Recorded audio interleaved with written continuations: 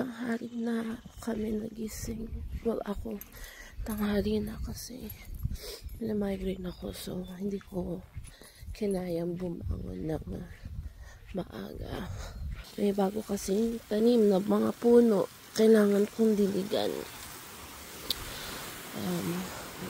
Ayan. Pinataniman na ang puno para yung kapitbahay matakloban. Pero matagal pa yata itong mga tututubo. Ayan, meron puno. Ito din. Tsaka, itatanim pa yung mga nasa paso. Hindi pa tapos. So, diligan ko muna ito. I mean, okay naman yung kapitbahay naman sa likod. Maganda naman yung bahay nila. So, carry lang. Pero, mas maganda na mas matakloban pa sila. Yung aking garden doon. Kailangan ko pang diligan din. Magluluto tayo ng brunch. Itlog. Dalawang itlog.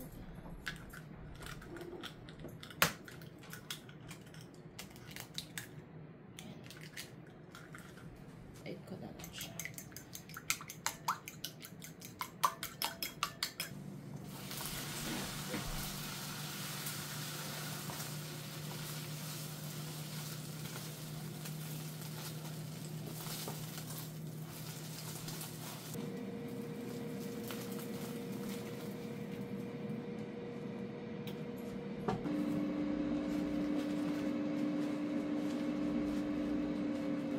Oh no! Look at yourself.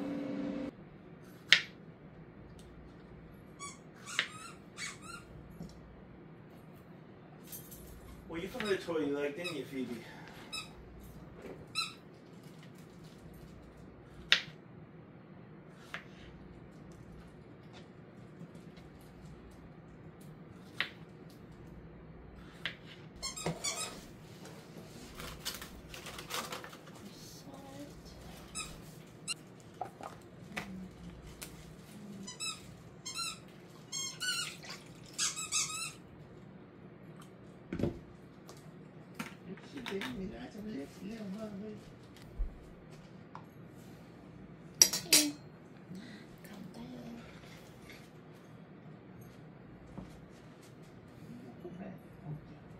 Tayo ay gagawa ng matchang today. So, ito yung malagkit na gagamitin ko. Sa Amazon ko to nabili. Tapos, meron akong pork shoulder na frozen. Hiwa-hiwa na to. Malinis na yan. Kailangan ko lang siyang ito.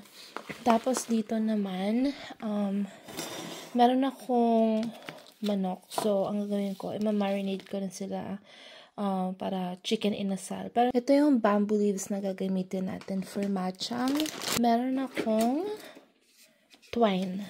Kailangan ng twine para pambalot ng para itali yung matchang para hindi siya bumukas. So, ito naman yung shiitake mushrooms. Lalagyan ko ng shiitake mushrooms yung matchang. So, pork and mushroom siya.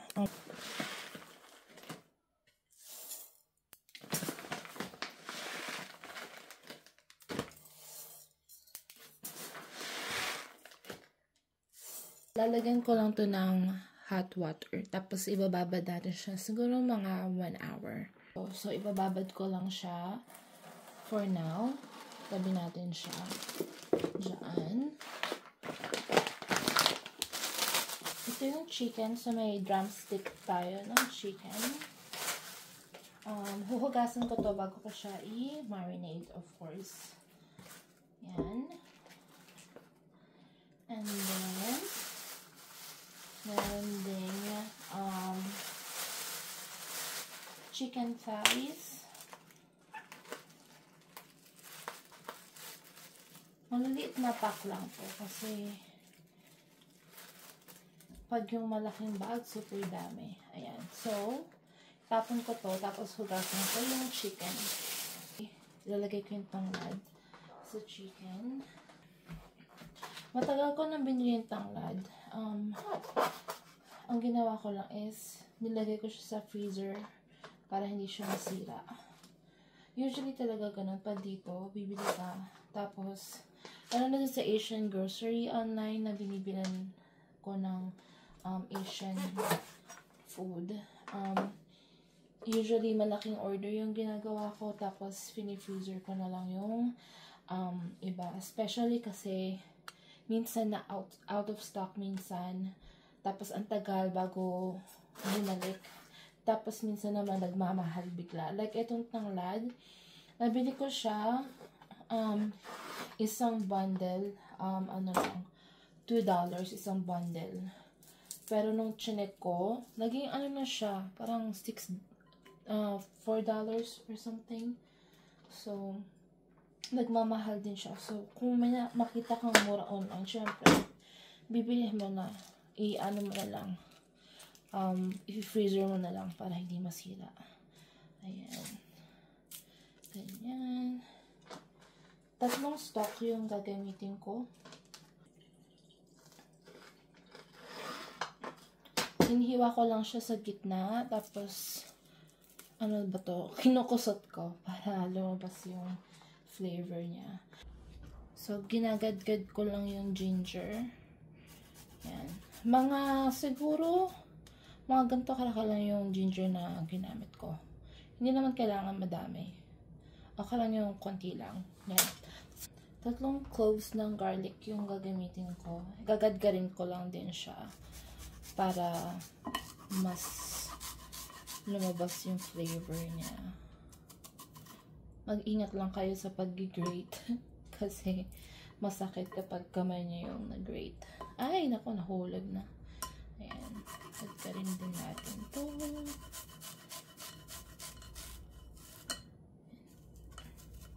Okay. Isa pa.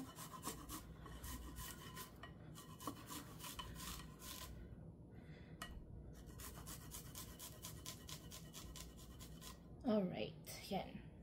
Okay na yan. Yung garlic. So, scrape lang natin. Lagyan natin dyan. Hindi na ako gagamit ng fresh na onion. Onion powder na lang yung gagamitin ko. Yan.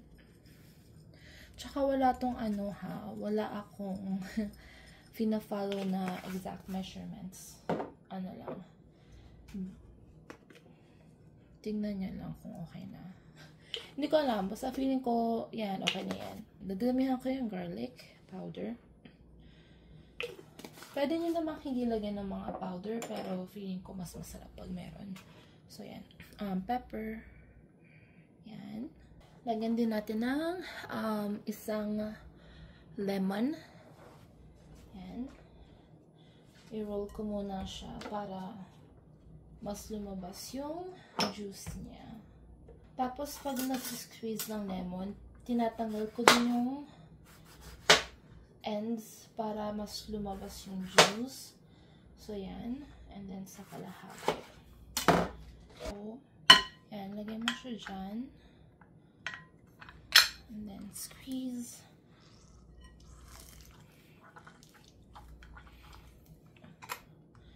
And then, balik ka rin mo siya. Yan, ganyan.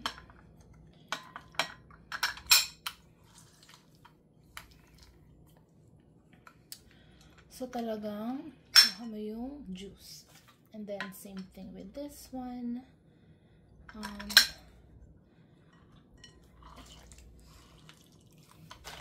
Lagyan ko din ng konting brown sugar. Ayan! Okay, yung konti na padami. So, yan. I-keep na lang natin yan dyan. So, kailangan ko na mag-order ulit ng dato puti. Kasi, ayan o, ubos na. So, gagamitin ko na lang to. Dito, ayan. Okay na. Lahat ko na lang. Yan, lahat. Lalagyan natin siya ng konting vinegar.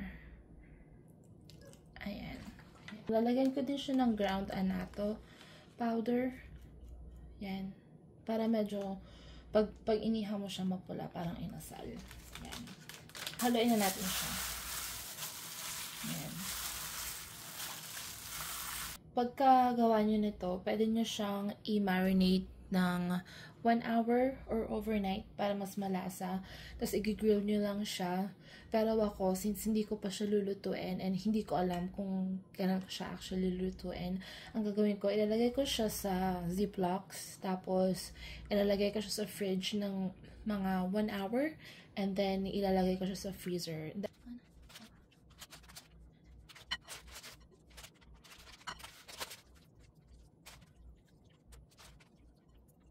Na ziplock na natin sila. So, ilalagay ko na muna siya sa fridge and then i-transfer ko siya sa freezer. Gagawin ko na yung matchang. Ito na yung binabad kong rice. Dinidrain ko na lang siya ngayon. And then, yung bamboo leaves, pinapakuluan ko na. Nakapag-chop na ako ng onion, garlic, tapos ima-marinate na natin yung pork. Mag-slice lang ako ng shiitake mushroom. 8 na small size lang. Slice lang natin. Yung mushroom. Yan. Ganyan.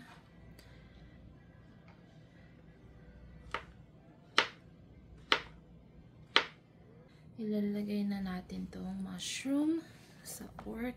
Yan.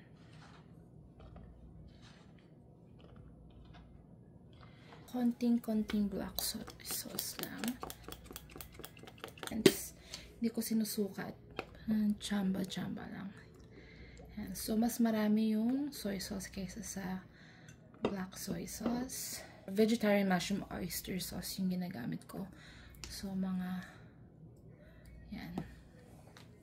Yan. So, konting asin. White sugar. Actually, dalawahin ko na. Pala. Yan. Kung ayaw nyo ng 5 spice, kahit iba nyo na lang lagyan. Pero, gusto ko ng 5 spice. So, mga half teaspoon siguro yung nilagay ko. Ayan. Konti pa. Pakuluan na natin yung bamboo leaves. So, ayan na siya. Ang gagawin ko na lang is, pupunasan ko siya isa-isa para hindi siya masyado matubig. Gigisa ko na yung onions at saka bawang. Yung mantika niya, malamig pa para ma-infuse yung flavor sa oil. Nag-brown na siya. Ilalagay na natin yung kanin.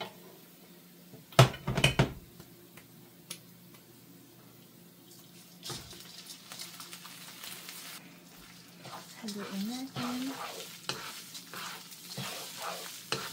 Lagyan ko ng konting oyster sauce. Yan, mga ganyan.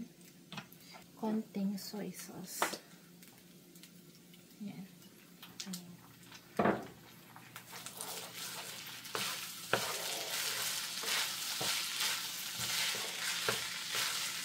Okay na to. Ito-transfer ko siya sa isang bowl. Yan. Nakabalot na ako ng konti pa lang. 1, 2, 3, 4, 5, 6 na matchang. So, ibabalot ko lang to. Hindi siya super dali kapag hindi ko sanay magbalot. So, medyo nahirapan ako kanina. Kasi, I mean, growing up, kumakain kami ng matchang. Pero hindi naman namin ginagawa. Bumibili lang kami ng matchang. So, hindi ako sanay magbalot ng matchang. Pero parang okay naman siya. Hindi lang siya perfect na triangle or pyramid. Pero as long as naka-wrap siya ng maayos, tapos hindi lalabas yung kanin, okay lang yun. So, yan. So, puno na yan. Tapos, ang gagawin ko is balot ko siyang ganito. Tapos, i-wrap mo lang siya. Ganyan. Super nakakalito siya. Pero, yun nga, hindi naman kailangan perfect kung sa bahay lang naman. Yan.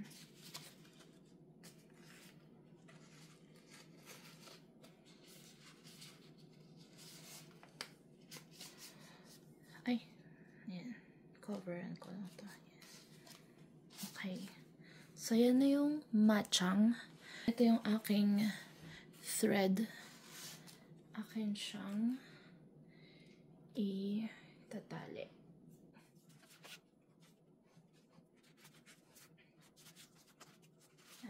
Ito na yung natali kong matchang. So, ulitin ko lang yan hanggang matapos or maubos tong kanin at saka meat. Ito na yung matchang. Mga 3 hours ko siyang sinimmer dun sa pot. Tapos, yan. Hinaon. Tapos, yan na siya. Buksan natin. Magbukas tayo ng isa. Ayan. Hoy.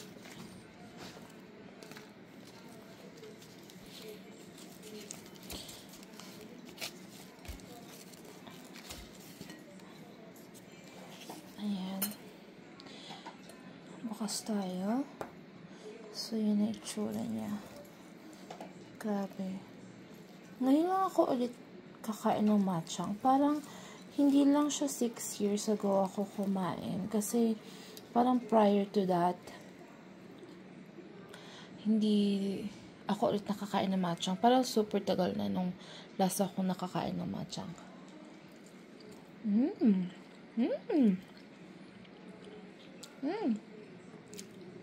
Sarap. Although, parang konti lang siya. Hindi masyadong madami yung nagawa ko. Yan yung pork. Lutong-luto na din yung pork. Excuse you? Nag-burp ka ba, baby? Huh? Ikaw ah? Yan. Sarap. Dapat pala nilagyan ko din siya ng chorizo. Meron akong Chinese chorizo eh. Nakalimutan ko na. Pero masarap. Say bye. Bye-bye na ikaw. Bye! Bye! Bye guys! Say bye guys!